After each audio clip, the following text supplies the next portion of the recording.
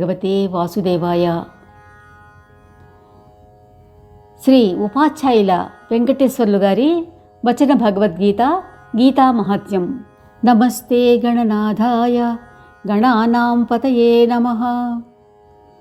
భక్తిప్రియాయ దేవేశ భక్తేభ్యః సుఖదాయక. అనంతవేద సంవేద్యం నిర్దోషం గుణసాగరం అతీంద్రియం నిత్యముక్తం శ్రీనివాసం భజే నిశం.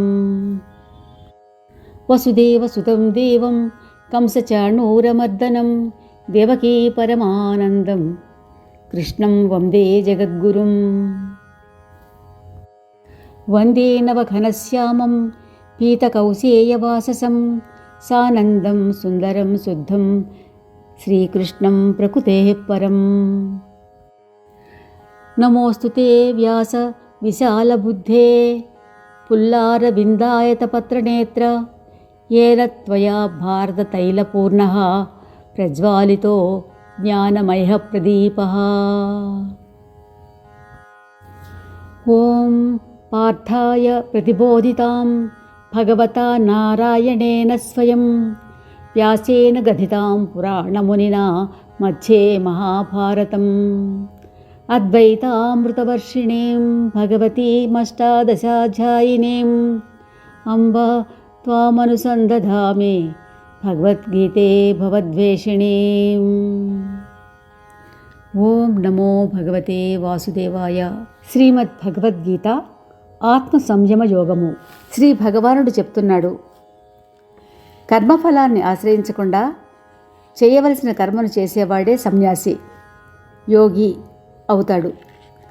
అతడు కేవలం అగ్నిని విడిచిన సన్యాసి, కర్మలను చేయని యోగి మాత్రం కాడు. పాండవ, సన్యాసం అని చెప్పబడే దానినే యోగం అని తెలుసుకో.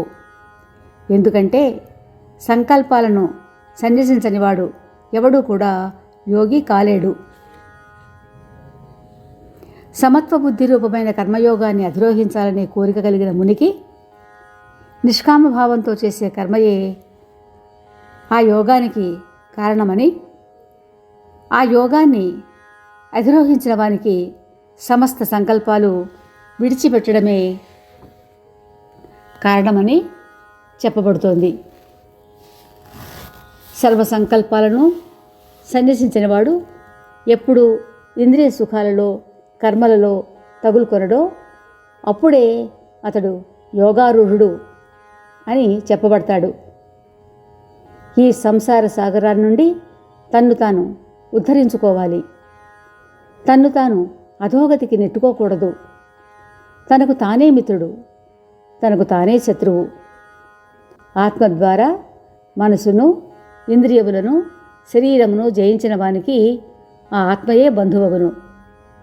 అట్లు జయించని వానికి ఆత్మయే శత్రువై శత్రువులా వ్యవహరిస్తుంది.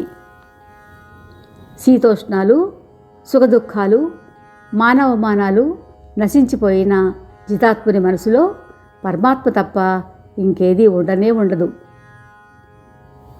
జ్ఞాన విజ్ఞానములతో తృప్త చిత్తం కలవాడు, వికారరహితుడు, ఇంద్రియాలను చక్కగా అదుపులో పెట్టుకున్నవాడు, మట్టిని, రాయిని, బంగారాన్ని సమంగా భావించగలిగినవాడు, అటువంటి యోగిని యుక్తుడని, అంటే భగవత్ప్రాప్తి కలిగినవాడని చెప్తారు.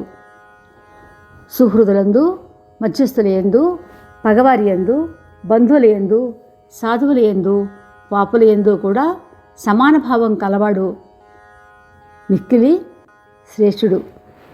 మనసును, ఇంద్రియాలను, శరీరాన్ని అదుపులో ఉంచుకున్నట్టి, ఆశని విడిచినట్టి కూడబెట్టని యోగి ఒంటరిగా ఏకాంత స్థానంలో కూర్చుని ఆత్మను నిరంతరం పరమాత్మ ధ్యానంలో లగ్నం చేయాలి. పరిశుద్ధ ప్రదేశమునందు మిక్కిలి ఎత్తు కాకుండా, మిక్కిలి పల్లము కాకుండా ఉండేలా చూసుకుని, ముందు దర్భలు, దానిపై జింక చర్మము, దానిపై వస్త్రము పరిచి కదలకుండా ఉండేలా ఆసనాన్ని ఏర్పాటు చేసుకొని దానిపై స్థిరాసనంలో కూర్చుని చిత్తాన్ని, ఇంద్రియ వ్యాపారాలను అరికట్టి మనసును ఏకాగ్రం చేసి అంతఃకరణ శుద్ధి కోసం యోగాభ్యాసం చేయాలి. శరీరం, తల, మెడ సమానంగా ఉండేలా కదలకుండా ధారణ చేస్తూ స్థిరుడై నాసికాగ్రమునందు చూపు నిలిపి దిక్కులు చూడకుండా యోగాభ్యాసం చేయాలి. బ్రహ్మచారి, వ్రతమునందు ఉన్నవాడు, భయరహితుడు, ప్రశంసాత్ముడు అయిన యోగి మనసును అదుపులో ఉంచుకొని నాయందే మనసు లగ్నం చేసి మత్పరాయణుడై ఉండాలి. స్వాధీనమైన మనసు గల యోగి ఈ రీతిగా ఆత్మను పరమేశ్వరునైనటువంటి నాయందే నిలిపి నాలో ఉండే పరమానందం యొక్క ఉత్కృష్ట శాంతిని పొందుతాడు. అర్జున, ఈ యోగం అతిగా తినేవానికి కానీ, అసలు తిననివానికి కానీ, అతిగా నిద్రపోయేవానికి కానీ, ఎల్లప్పుడూ మేలుకొని ఉండేవానికి కానీ సిద్ధించదు. దుఃఖాన్ని నశింపచేసే ఈ యోగం తగిన మేరకు ఆహార విహారాలు పాటించేవానికి, కర్మలయందు తగినంత వరకు ప్రవర్తించేవానికి, తగిన మేరకు నిద్ర మెళకువలు పాటించేవానికి మాత్రమే సిద్ధిస్తుంది. మిక్కిలి వశపడిన చిత్తం పరమాత్మయందు చక్కగా కుదురుకొని సమస్త కోరికల నుండి విముఖుడైన వానిని యోగయుక్తుడు అంటారు. పరమాత్మ ధ్యానమునందు లగ్నమైన యోగి యొక్క నిశ్చల చిత్తానికి గాలి లేని చోట ఉంచబడిన కదలనిది దీపం ఉపమానంగా చెప్పబడింది. యోగాభ్యాసం చేత నిగ్రహించబడిన మనస్సు ఎక్కడ పరమశాంతిని పొందుతుందో, ఎచట ధ్యానము చేత పరిశుద్ధమైన సూక్ష్మబుద్ధితో పరమాత్మను దర్శిస్తూ తనయందే తాను సంతుష్టుడై ఉంటాడో, ఇంద్రియ గోచరము కానట్టి కేవలము పరిశుద్ధమైన సూక్ష్మబుద్ధి చేత మాత్రమే గ్రహించగలిగిన అనంతమైన ఆనందాన్ని అనుభవిస్తూ ఉంటాడో, ఎచ్చట యోగి పరమాత్మ తత్వాన్ని నుండి చలించడో, దేనిని పొంది అంతకంటే అధికమైన ఇతర లాభం లేదని భావిస్తాడో, దేని యందు ఉండి తీవ్రమైన దుఃఖం చేత కూడా చలించడో, అట్టి దుఃఖ సంయోగం లేనట్టి యోగమనే పేరు గల దానిని తెలుసుకోవాలి. ఆ యోగం వ్యాకులపాటు లేని ధీర మనసు చేత పట్టుదలతో అభ్యసించదగినది. సంకల్పం వలన పుట్టిన సమస్త కోరికలను నిశ్శేషంగా విడిచివేసి మనసు చేతనే ఇంద్రియ సముదాయాన్ని అన్ని వైపుల నుండి నిరోధించి ధైర్యమును అవలంబించి బుద్ధితో మెల్లమెల్లగా శాంతమును పొందాలి. మనసును ఆత్మయందు నిలకడ పొందించి పరమాత్మ కంటే వేరైన దేనిని చింతించకూడదు. నిలుకడలేని చంచలమైన మనసు ఏ ఏ బాహ్య విషయాలలో సంచరిస్తూ ఉంటుందో ఆయా విషయాల నుంచి మరపించి ఆత్మయందే పరవశించాలి. పరమాత్మయందే లగ్నమయ్యేలా చేయాలి. ప్రశాంత మనస్కుడు, పాపరహితుడు, రజోగుణం నశించిపోయినవాడు, పరమాత్మ స్వరూపుడు అయిన అటువంటి యోగి ఉత్తమమైన సుఖాన్ని పొందుతాడు. పాపరహితుడైన అట్టి యోగి ఈ రీతిగా నిరంతరం ఆత్మను పరమాత్మయందు లీనం చేసి పరమాత్మను పొందడం ద్వారా అత్యంత సుఖాన్ని పొందుతాడు.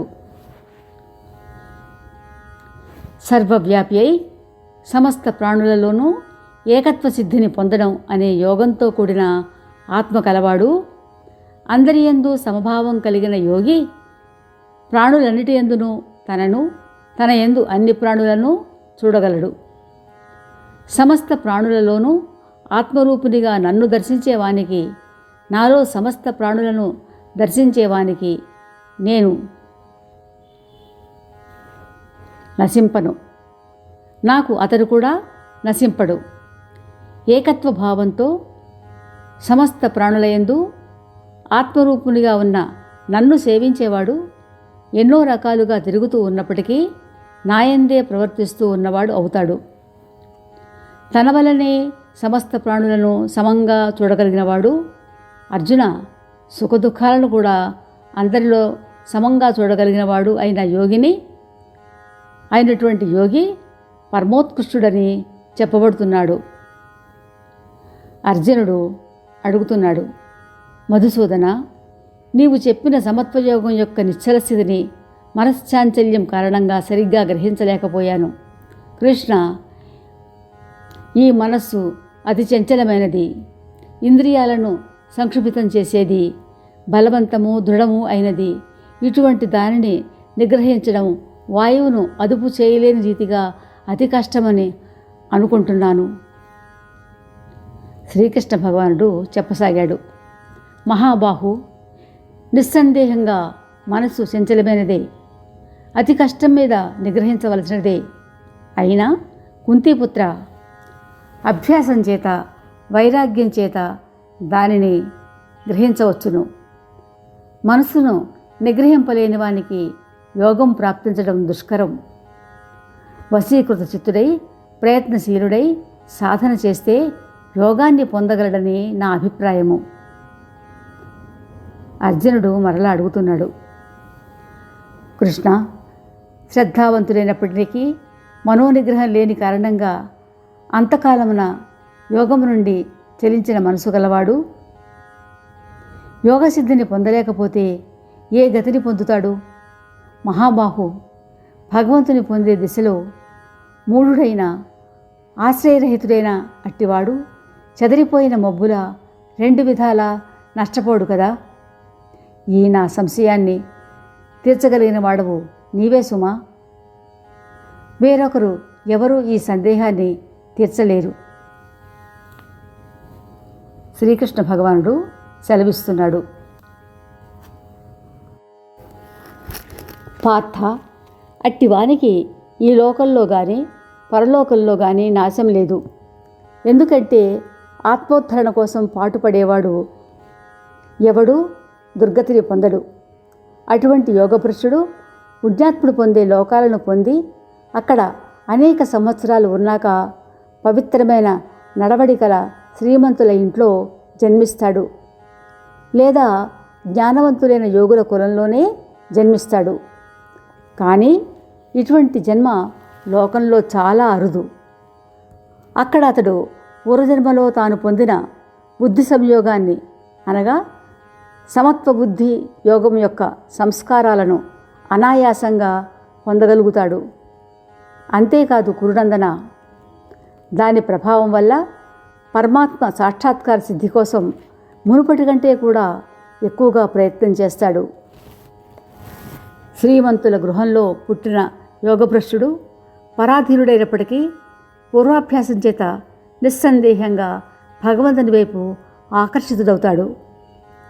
అలాగే సమత్వ బుద్ధి రూపమైన యోగం పట్ల జిజ్ఞాసు అయినవాడు కూడా వేదాలు చెప్పిన సకల కర్మల ఫలాన్ని ఉల్లంఘిస్తాడు.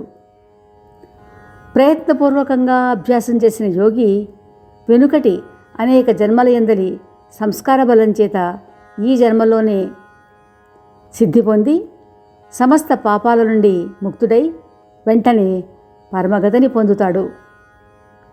యోగి అయిన వారిని తాపసజనుల కంటే, శాస్త్ర జ్ఞానుల కంటే, సకామకర్మ చేసేవారి కంటే కూడా అధికుడుగా భావిస్తారు. కాబట్టి అర్జున, నీవు యోగివి కా. యోగులందరిలోనూ కూడా శ్రద్ధాళు అయిన యోగి నాయందే లగ్నచిత్తుడై నన్నే నిరంతరం భజిస్తూ ఉంటాడు. అట్టివాడే నాకు పరమశ్రేష్ఠుడు, మాన్యుడు. ఆత్మ సంయమ యోగం, గీతా మహాత్మ్యం కథ 6వ అధ్యాయం. పరమేశ్వరుడు వివరిస్తున్నాడు. ఓ పార్వతి, ఇక 6వ అధ్యాయం యొక్క మహాత్మ్యం బోధిస్తాను విను. దానివల్ల మానవులకు ముక్తి చాలా సులభంగా లభిస్తుంది. గోదావరి నదీ తీరంలో ప్రతిష్టానపురం అనే పట్టణంలో శివుడు పిప్పలేశుడు అనే పేరుతో విఖ్యాతి చెంది ఉన్నాడు. ఆ పట్టణంలో జానశ్రుతి అని పేరు గల రాజు ఉండేవాడు. అతడు ప్రజారంజకంగా రాజ్య పరిపాలన చేస్తూ తన ప్రజలకే కాకుండా దేవతలకు కూడా ప్రీతిపాత్రుడుగా మెలుగుతూ ఉన్నాడు. ఆ రాజు పరిపాలన చేస్తూ ఉన్నంతకాలం ఈతి బాధలకు, ఉపద్రవాలకు చోటు లేదు. ఆ రాజు యొక్క అసాధారణ దానశీలతకు కల్పవృక్షం కూడా సిగ్గుపడేది. ఆయన చేసే యాగాలకు సంబంధించిన పురోడాశము అంటే యజ్ఞాలలో నివేదన చేసిన అప్పాలు భుజించుటకు అమితాశక్తులై దేవతలు కూడా ఆ పట్టణం విడిచి ఎక్కడికి వెళ్ళేవారు కాదు. ఇలా పరిపాలన జరుగుతూ ఉండగా ఒక రోజున రాజు యొక్క దాన తప యజ్ఞ పాలనాదులకు సంతుష్టులైన దేవతలందరూ ఆయనకు వరాలు ప్రసాదించాలని హంసల రూపంలో వస్తూ ఉండగా వాటిలో భద్రాశ్వం మొదలైన 2-3 హంసలు మిగిలిన వాటికంటే ముందుగా వేగంగా పోతూ ఉంటే సంభాషణల సందర్భంగా ముందు ఉన్న హంసలు జానశ్రుతి మహారాజు తేజస్సు రైక్ముని తేజస్సు కంటే ఎక్కువేమీ కాదులే అని చెప్పిన మాటలను జానశ్రుతి విని తన సారథికి కబురు పంపి ఆ మహాత్ముడు రైక్పుడు ఎక్కడున్నాడో జాగ్రత్తగా తెలుసుకుని సగౌరవంగా ఇక్కడికి తీసుకొని రమ్మనమని కొన్ని గుర్తులు చెప్పి మహుడనే పేరు గల సారథిని పంపాడు. ఆ సారథి మార్గం తెలుసుకొని ముందుగా పరమేశ్వరుడు విశ్వనాథునిగా కొలువున్నటువంటి ముక్తిదాయిని అయిన కాశీపట్టణం చేరుకున్నాడు. అక్కడి నుంచి శ్రీ మహావిష్ణువు గదాధారుడై వెలసిల్లిన గయ చేరుకున్నాడు. అక్కడి నుంచి శ్రీకృష్ణ పరమాత్మకు ఆధారభూతమైనటువంటి మధురా నగరాన్ని, అక్కడి నుండి క్రమంగా కాశ్మీర పట్టణం చేరుకుని అక్కడ మాణికేశ్వరుడుగా వెలిసినటువంటి శివాలయాన్ని చేరి మాణిక్యేశ్వరుడుగా వెలిసినటువంటి శివాలయాన్ని చేరాడు. ఆ శివాలయ ద్వారం వద్దనే తన శరీరాన్ని గోక్కుంటూ ఒక వృక్షఛాయలో ఒక బండి మీద మహాత్ముడైన రైక్పుణ్ణి సారథి, ఈ మహుడు అనే సారథి చూశాడు. రాజుగారు చెప్పిన ఆనవాళ్లను బట్టి తేలికగానే గుర్తుపట్టాడు. ఆయన వద్దకు చేరి పాదాభివందనం చేశాడు. అయ్యా, తాము ఎక్కడ నివాసం ఉంటున్నారు? తమ పూర్తి నామధేయమేమి? తాము స్వచ్ఛందంగా ఎక్కడికైనా సంచరించే శక్తి కలవారు? అలా ప్రశ్నలు వేశాడు. సారథి వినయం రైక్కునకు ఎంతో సంతోషం కలిగించింది. కొంతసేపు ఆలోచించి, నాయనా, మేము పూర్ణ మనోరథులమైన మాకు ఏ వస్తువు అవసరం లేదు. అలాగే ఎవరైనా కూడా మా మనోవృత్తిని అనుసరించి మాకు పరిచర్య చేయడానికి వస్తూ ఉంటారు అని చెప్పాడు. సారథి తాను వచ్చిన పనిని మనవి చేసుకుని నెమ్మదిగా తన రాజుగారి వద్దకు చేరుకొని తాను గ్రహించిన సమాచారాన్ని రాజుగారికి నివేదించాడు. ఆ విషయాలు విన్న మహారాజు గారు రైక్ముని త్వరగా దర్శించాలని, ఆయనను సత్కరించాలని అనేక బహుమానాలను, కంచరగాడిదలను బండికి కట్టి రైక్కుని వద్దకు చేరి ఆయనకు సాష్టాంగ నమస్కారం చేసి ఎంతో వినయంగా ఆ బహుమతులను అక్కడ పెట్టాడు. అయితే తన పాదాల మీద ఎంతో భక్తితో వ్రాలిన జానశ్రుతి మహారాజుపై రైక్కుడు మండిపడ్డాడు. ఓరి రాజా, నీవు దుష్టుడవు. నీ సంగతి నాకు తెలియదా? ఈ కంచరగాడిదల బండి, ఈ వస్తువులు, ఈ గోవులు, వీటన్నిటితో సహా వెంటనే నీవు ఇక్కడి నుంచి వెళ్ళిపో అని హుంకరించాడు. ఇవేమీ ఆయనకు అవసరం లేదు కదా. రాజుకు అర్థం కాలేదు. భయం వేసింది. శపిస్తాడేమో అని కంగారు పడ్డాడు. అయినా ఆయన పాదపద్మాలను మరొక్కసారి గట్టిగా పట్టుకున్నాడు. వినయ విధేయతలతో, భక్తి శ్రద్ధలతో ఇలా అన్నాడు. బ్రహ్మజ్ఞ, ఓ మహాత్మా, తాము నా పట్ల ప్రసన్నత పొందండి. అయ్యా, ఇంతటి మహాత్మ్యము తమకు ఎలా లభించిందో సెలవీయండి అంటూ ప్రార్థించాడు. అప్పుడు రైక్కుడు శాంతించాడు. రాజా, నేను ప్రతిరోజు భగవద్గీత 6వ అధ్యాయాన్ని, ధ్యాన ఆత్మ సంయమ యోగాన్ని జపిస్తూ ఉంటాను. అందుచేత నా తేజోరాశి దేవతలకు కూడా సహింపరానిది అన్నాడు.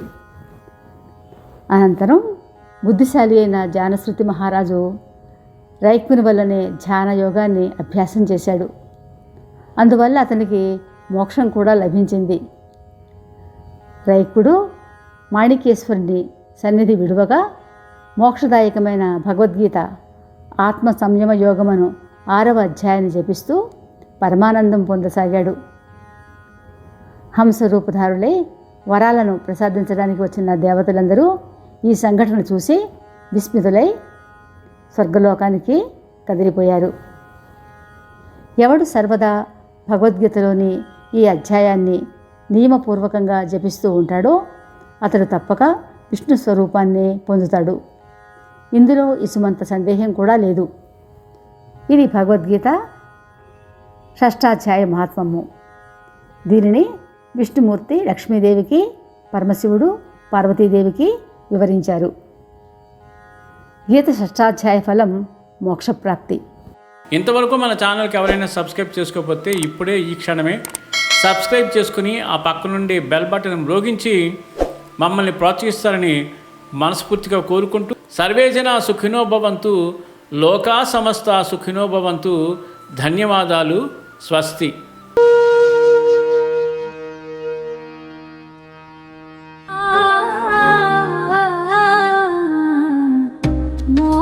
మోహనవాణి మదిని దోచే